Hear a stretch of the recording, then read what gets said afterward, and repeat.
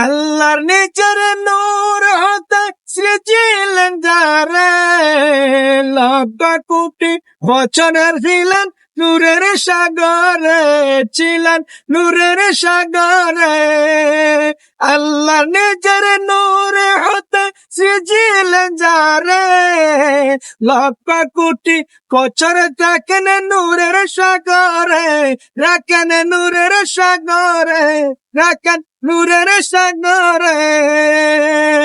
যে কায়নাতের মূল আমার মুহাম্মদ রাসূল, যে কায়নাতের মূল, যে সৃষ্টি কুলের মূল আমার মুহাম্মদ রাসূল।